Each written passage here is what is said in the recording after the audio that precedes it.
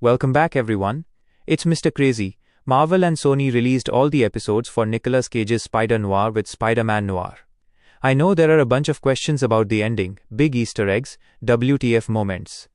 Does this have anything to do with his character during the Spider-Man Into the Spider-Verse, Spider-Man Beyond the Spider-Verse movies, with Avengers Doomsday because so many characters are crossing over into that Avengers Secret Wars? We will break it all down. Based on what they said about the series, I wasn't expecting a ton of crossover with Spider-Man Beyond the Spider-Verse, but I was disappointed that at no point did he pick up a Rubik's Cube. I feel like that would have been enough. As you've seen from the episodes, they changed the plot of the original Spider-Man Noir comic book that they were adapting for this a lot, so it really just shares vibes of that original comic book run. What if Spider-Man in another universe got his powers in a completely different way during the 1930s Depression era, but in that universe, he faces all of his traditional Spider-Man villains, just in 1930s form?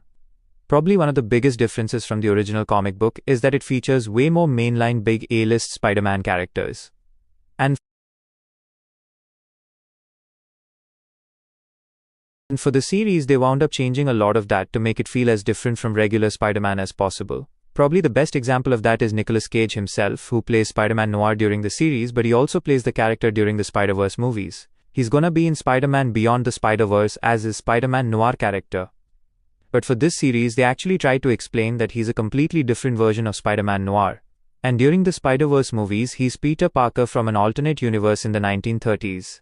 During this series, they call him Ben Reilly. In the comics, Ben Reilly was just a clone of Peter Parker created by the Jackal who had the same powers as Peter Parker. Silvermane was the main villain of this series. The enforcers that they used from the comics also have a slightly different roster, I think, because Sony and Marvel said you can't use really big A-list characters that we're going to be using in the movies or that we just used. But the series is the first live-action Spider-Man series that Sony or Marvel have tried since the 1970s. It's the Nicholas Hammond Spider-Man live-action series, the Japanese Spider-Man series, and the Electric Company live-action Spider-Man segments, which were also in the 70s. So it has been since the 1970s, since Marvel has tried a live-action Spider-Man series. Mostly because at a certain point when Sony bought the rights from Marvel in the 90s, they decided they wanted to actually make more money off of him in the theatrical space. So we're just gonna do Spider-Man movies. Nobody can do Spider-Man live action until now, where they do as different a version of Spider-Man as they could possibly do. Lord and Miller made the series. They make the Spider-Verse movies. They were also working on a bunch of other Spider-Man spin-off live-action series that Sony was trying to produce. Now this is just Sony, not Marvel Studios. So Marvel is just working on the Spider-Man movies, Tom Holland's movies.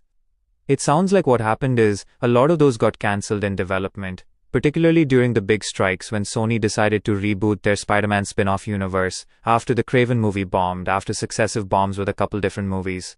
But it sounds like the Spider-Man Noir Nicolas Cage series was so far along in development, they just decided to let it continue. So we will see if they let this have a season 2. So keep in mind that the plot of the series was vastly different from the plot of the original Spider-Man Noir comic book series. So in the finale, they wrap up the Antidote storyline along with Spider-Man's fate continuing to be Spider-Man in the city, as well as Silvermane's storyline and what was happening with Cat Hardy, who's their version of Black Cat on the series.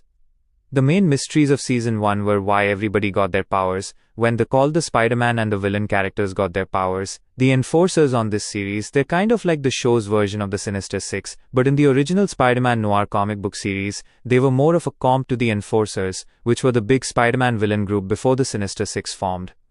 Maybe if the show can survive to successive seasons, they'll work up to a Sinister Six, because they did introduce the idea that a bunch of different POWs as part of their group also got similar biological powers the way that they got their powers.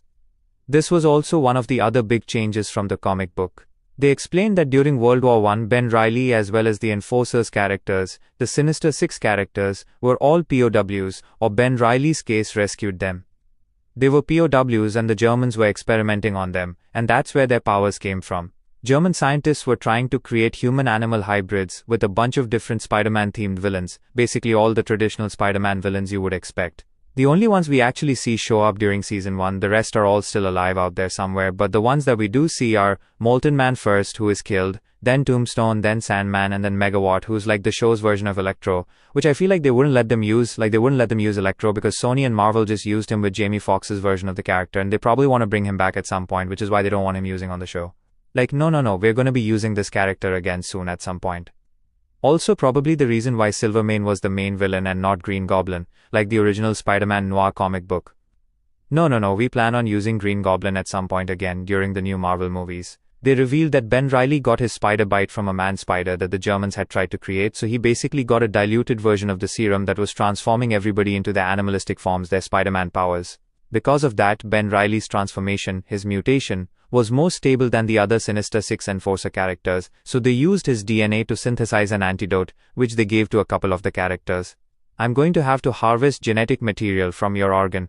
Ended up giving the last remaining vial to cure Sandman, who is the lover of Cat Hardy, Black Cat. So it's basically him sacrificing his happiness, saying that he will continue being Spider-Man, continue being a hero, bearing this cross so to speak, being a hero for the city. We need to have a season 2, so we still need to have a Spider-Man swinging around, so I will continue keeping my powers. One of the other biggest storylines was who had been trying to kill Silvermane this whole time. He was the big villain, so a number of people wanted him gone, but it actually wound up being Cat Hardy, who had been his kept woman this whole time, that he'd been keeping in a metaphorical cage so to speak, not letting her do anything she wanted. A couple of times, she had fallen in love with different men, and Silvermane had either tried to kill them off, or get in the middle of that relationship so that she could not ultimately be happy. So eventually, she started to find different ways to try and get rid of him, kill him off. First, she hires Molten Man to try and burn down his mansion, killing him unsuccessfully. Then she tries to rat him out to the police, so they'll arrest him and throw him in prison forever. That also fails because of Ben Reilly, inadvertently, who she then tries to use to get his powers to synthesize an antidote so she can cure her new lover Sandman and they can live together happily ever after. While this is all going on, eventually Silvermane learns about everybody with their powers and tries to assemble his own Sinister Six team, or Enforcers if you're making the comic book comp.